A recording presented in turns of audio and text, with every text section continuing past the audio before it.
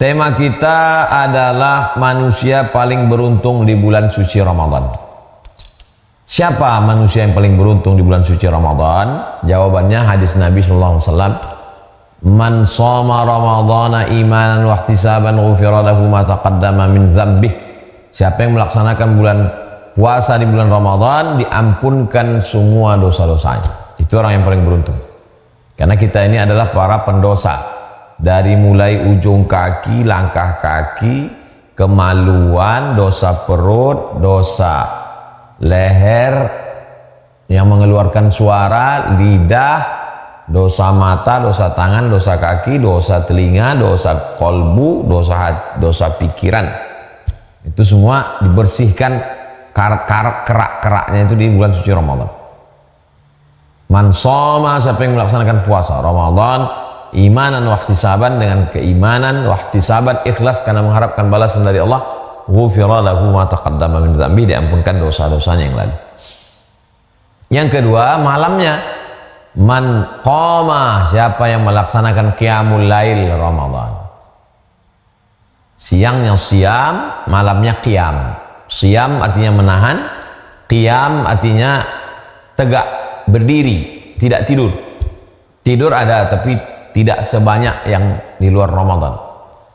Tidak tidur malam itu kenapa? Karena sholat isya, sholat tarawih, sholat witir, sholat tahajud. Karena baca Quran, karena berzikir, karena muhasabah, introspeksi diri. Itu disebut dengan qiyamul lail.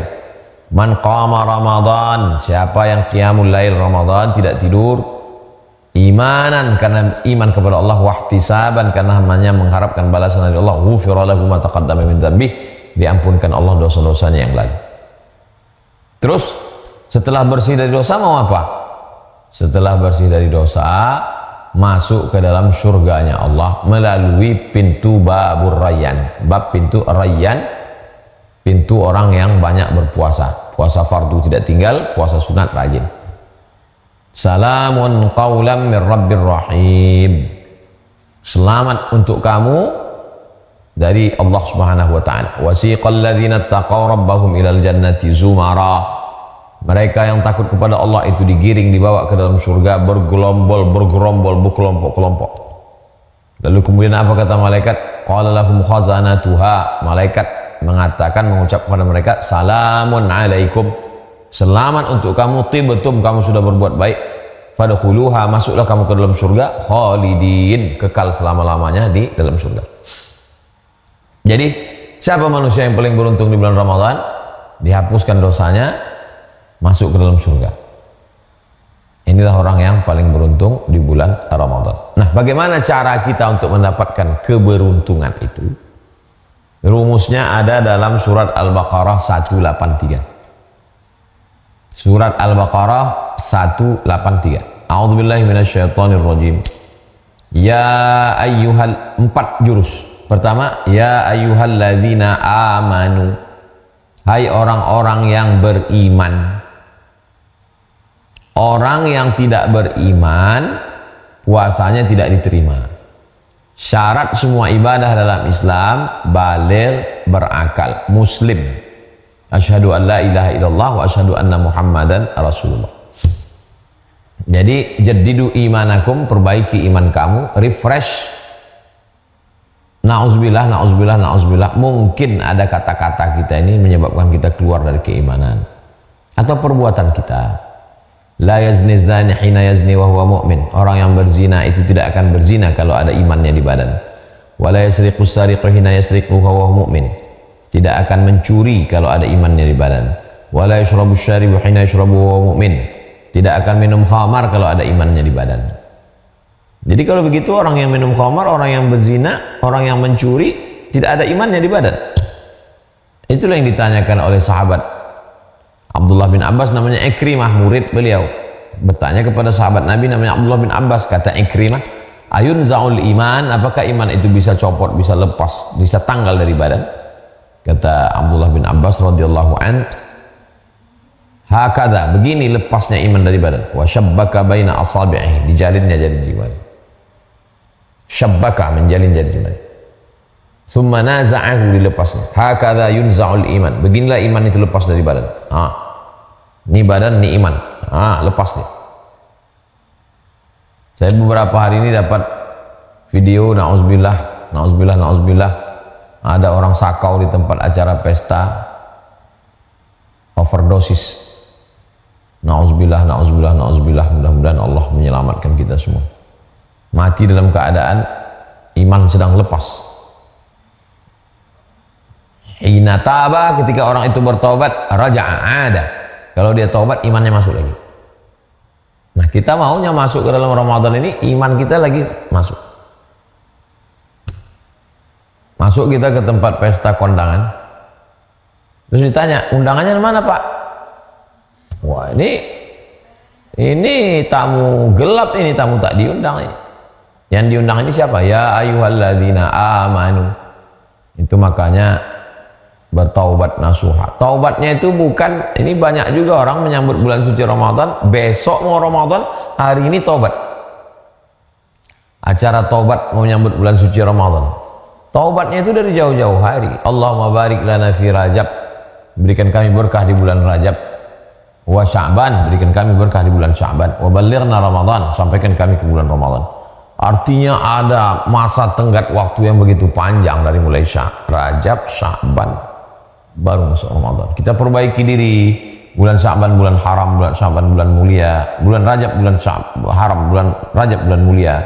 Setelah itu masuk ke bulan Sya'ban, bulan yang bercabang-cabang keberkahan. Di dalamnya ada malam nisfu Sya'ban. Dzaka syahrun yaghfulu anhu katsirun minan nas. Itulah bulan yang banyak dilalaikan, dilupakan orang. Ma baina Rajab wa Ramadan,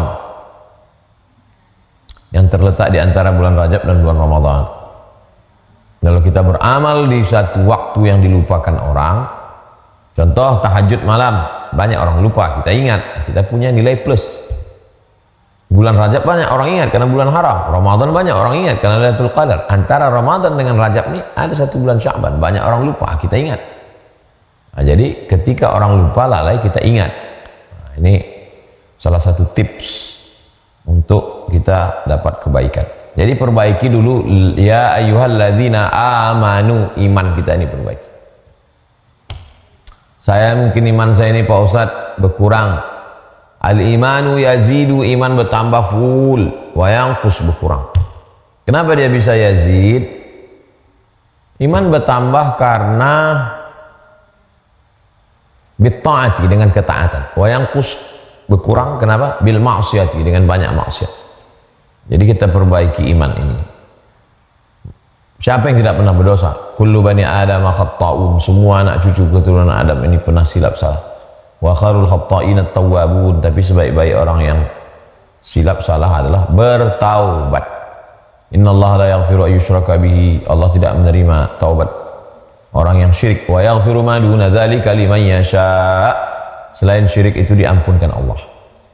Berzina, minum khamar, membunuh, mencuri, taubat, minta ampun pada Allah, tak tahu, tak sampai, tak tidak umur kita. Mandi taubat, ma min muslimin yuznibu dzamban, kalau ada orang silap salah berdosa, summa yatatahhar, mandi dia, mandi taubat. Saya niat mandi taubat lillahi ta'ala. Summa yusalli rak'ataini, kemudian dia salat sunat 2 rakaat. Saya salat sunat taubat 2 rakaat. Summa yastaghfirullah, setelah itu dia istighfar, minta ampun kepada Allah. Jadi saya ini orangnya termasuk yang tinggal di kampung dulu ya. Tinggal di asrama dulu, di Air Molek, Indragiri, Hulu Riau. Itu 10 malam sebelum Ramadan itu, tiap malam kami anak asrama itu nggak pernah makan di asrama. Malam ini di rumah Pak ini, malam ini di rumah ini. Di Air Molek itu mungkin sebagian besar rumah-rumah itu kami datangi dulu. Malam ini rumah ini, malam ini rumah ini, malam ini rumah ini. Kita nggak tahu acara apa, berdoa, makan.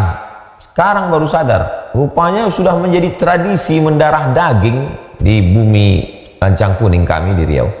Saya yakin di daerah lain pun begitu juga, di Kalimantan, di Sulawesi, di Papua, di Ambon, di Sumatera rata-rata begitu, dari mulai Aceh turun ke bawah Sumatera Utara, Jambi, Palembang, Minangkabau, Bengkulu, Lampung.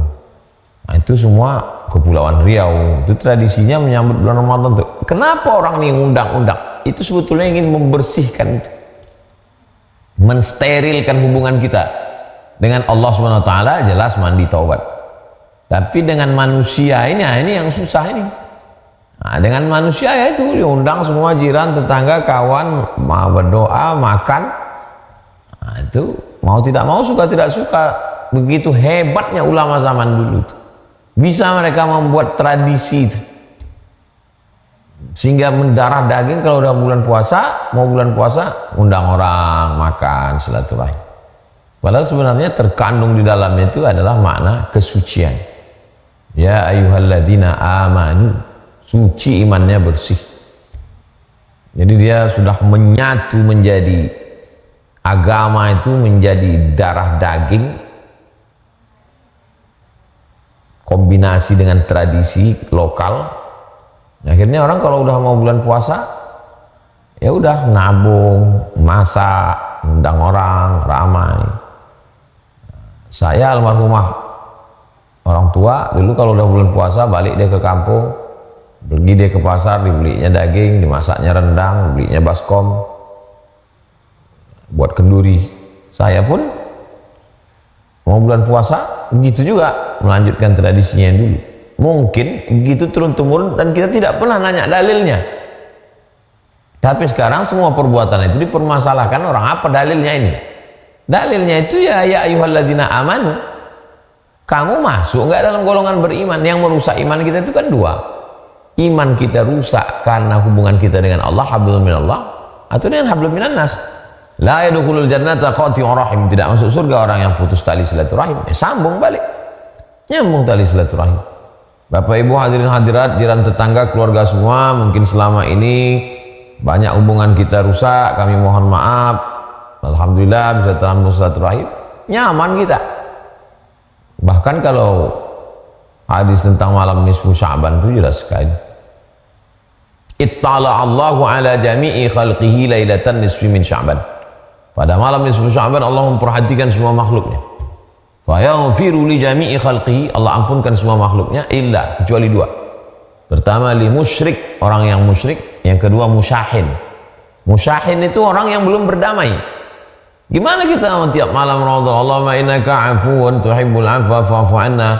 Ya Allah, kau maha pengampun, ampunkanlah. Kata Allah, kau tak dapat ampunan karena kau belum berdamai. Nah, itu jadi memahami hadis-hadis itu jangan paham tekstual. Ustadz, boleh nggak kami sebelum Ramadan mengundang tetangga semua nyambut Ramadan? Nggak ada itu tradisi, nggak ada dilakukan. Iya, memahami hadis itu tidak tekstual tapi kontekstual, bahwa sebelum masuk Ramadan kita mesti bersih rumah udah, bersih masjid udah, tapi diri kita masih putus hubungan dengan saudara, kawan, putus hubungan dengan Allah. Nah, setelah bersih semua, ya ayyuhalladzina amanu, dari pembatal-pembatal iman itu, barulah masuk ke yang kedua. Kutiba alaikumus shiyam, diwajibkan bagi kamu puasa. Jadi kalau yang pertama tadi terkait dengan akidah, keyakinan. Yang kedua ini terkait dengan ibadahnya. Shiyam, puasa itu ada rukunnya, ada syaratnya, ada wajibnya, ada sunatnya, ada makruhnya, ada yang membatalkannya. Jadi kita pahamlah fikih puasa. Download aja di Google tuh, sudah PDF 33 atau 30 ya, 30 tanya jawab Ramadan. 30 tanya jawab Ramadan Abdul Somad. Nah, PDF 30 tanya jawab Ramadan, 30 tanya jawab puasa, 30 fatwa Ramadan PDF. Nah, tinggal download aja. Tinggal download, kirim ke kawan-kawan. Itu saya kumpulkan dari 3 ulama. Yang pertama Syekh Yusuf Al-Qaradawi, yang kedua Syekh Atiyah Saqar, yang ketiga Syekh Ali Jum'ah. Tiga-tiganya ulama Al-Azhar, Ahlus Sunnah wal Jamaah. Nah, maka ini terkait dengan fikih Ramadan, sehingga jangan sampai puasa kita rusak karena tidak mengerti hukum hakam fikihnya. Tapi ada orang yang secara fikihnya betul, rukun, syarat, wajib, sunat, makruh, khatam semua secara fikih, tapi masalah akidahnya rusak. Nah, dalam Islam ini tidak bisa begitu. Akidah, ya ayyuhalladzina amanu, akidah, kutiba alaikumus shiyam, ibadah. Nah, ini kita pelajari betul, tanya sama ustadz. Nanti ada apa-apa kasih nomor, kirim ke Bang Alvin, nanti MP3 nya kami jawab. Walaupun saya di mana, saya jawab insya Allah. Nanti tim Pekanbaru ngasih pertanyaan, saya jawab pakai voicemail terkait tentang fikih-fikih puasa ini. Kutiba alaikumus shiyam. Kemudian kama kutiba alal ladzina min qablikum, itu unsur yang ketiga. Jadi akidahnya udah diperbaiki, ibadahnya ngerti hukum, rukun, syarat, wajib, sunat. Baru yang ketiga, kama kutiba alal ladzina min qablikum, sebagaimana diwajibkan pada orang-orang sebelum kamu. Nah, ini ada historisnya, sejarahnya. Jangan kita sangka, aduh berat kali lah beragama Islam ini. Ini bukan cuman kita aja yang puasa ini. Semua orang berpuasa. Sebelum kita, orang Yahudi berpuasa, orang Nasrani berpuasa, Nabi Isa berpuasa, Nabi Musa berpuasa. Hanya saja syariat Ramadan 30 hari itu adalah syariatnya Nabi Muhammad SAW. Bahkan kalau kita telusuri puasanya Bani Israel itu berat. Inni nazartu lirrahmani sawma walan ukallima al-yawma insiyya. Saya bernazar puasa dan saya hari ini tidak akan bicara. Jadi ada puasa bicara, tidak makan, tidak minum, tidak hubungan, dan tidak ngomong. Kalau kita puasa alhamdulillah ngomong. Lalu kemudian ada puasa itu yang panjang sekali, dari mulai makan sahur, habis itu siang, sore, sampai malamnya juga puasa. Sedangkan syariat Nabi Muhammad tidak begitu. Uhilla lakum lailatas shiyamir rafatsu ila nisaikum. Dihalalkan bagi kamu untuk berhubungan kelamin pada malam Ramadan. Bahkan dalam Islam tidak boleh puasa wisol itu. Nyambung misalnya dari mulai sahur, maka siang, sore, itu mau tidak mau mesti minum. Batalkan dulu puasanya, nggak boleh puasa nyambung. Makanya sehebat-hebatnya pondok ulama zuhud tasawuf di Jawa, tetap ada bukanya, walaupun mungkin tidak boleh buka makan nasi, tetap dibatalkan dulu puasa. Allahu Akbar, Allahu Akbar, minum dulu. Allahumma laka sumtu wa bika amantu ala rizqika aftartu lah. Dhahaba dhama'u wa batallatil uruq wa thabatal ajru insyaallah. Batalkan dulu puasanya, baru lanjut, baru besok minum lagi, makan sahur, baru puasa lagi. Tidak boleh berpuasa bersambung. Jadi puasa kita ini ringan. Ringannya itu tidak boleh nyambung 24 jam, lalu kemudian bisa berhubungan di waktu malam. Kalau umat sebelumnya berat sekali. Jadi kalau ada orang merasa agama Islam ini berat, ribet, jelimet, sulit, susah, payah, kama kutiba alal ladzina min qablikum, orang-orang sebelum kamu pun juga sudah melaksanakan ibadah puasa. Jadi jangan kamu sangka beban ini hanya ke kamu saja. Saya beberapa kali ketemu orang puasa, tapi puasanya itu ya bukan karena Islam. Ada orang berpuasa karena ingin menuntut ilmu kebal, gak makan, gak minum, menyendiri supaya dapat wangsit, supaya itu. Lalu kemudian ada ketemu saya orang di pesawat, saya makan, dia nggak makan. Mohon maaf Pak Ustadz, saya puasa, tapi mohon maaf saya tidak Islam gitu. Nah, ketemu saya itu. Jadi agama Islam, jadi jangan sangka agama Islam ini menyulit, menyusahkan, makanan nyiksa, masa makanan ada. Kita bukan dilarang makan tiap hari, hanya bulan Ramadan ini saja yang wajib, dan malam kita tetap makan. Jadi artinya memang fitrah manusia ini untuk tidak makan itu ada walaupun di luar Islam.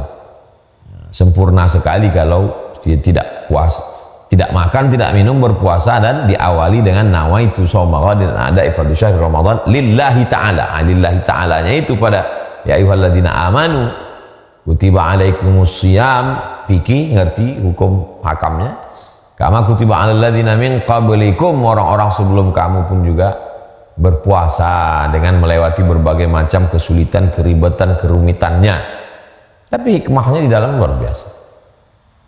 Orang-orang yang mau operasi, yang mau medical check up, kami pergi ke rumah sakit, pagi-pagi itu dikasih tahu jangan makan minum dulu, minum air putih boleh, yang berat-berat jangan dulu. Kenapa? Nanti kita ke rumah sakit, kalau dibilang rumah sakit, bapak tadi ada makan minum gula, manis, santan, ada, besok kita cek, karena hari ini darahnya udah terkontaminasi. Daripada besok nginap lagi, nyewa hotel lagi, tambah hari, dah pagi ini nggak usah makan minum, nanti sehingga kalau kata dokter cek, kami memang udah. Jadi memang membersihkan darah bersih, ya tidak makan, tidak minum. Intinya siapapun berpuasa, ayam pun berpuasa waktu mengeram telurnya, ular pun berpuasa, buaya pun berpuasa. Nah, ini jadi memang puasa ini sudah ibadah, dilakukan oleh orang beriman bernilai ibadah. Orang yang tidak beriman, kalau dia puasa ya dapat sehat dari kolesterol. Al-ma'idatu baitu kulli da', lambung ini kan obat dari segala macam penyakit. Makanya banyak sekali orang-orang puasa diet, makan sayur, enggak makan pak, diet karbo pak Ustaz, puasa nasi. Vegetarian puasa juga, cuman puasanya itu puasa makan daging.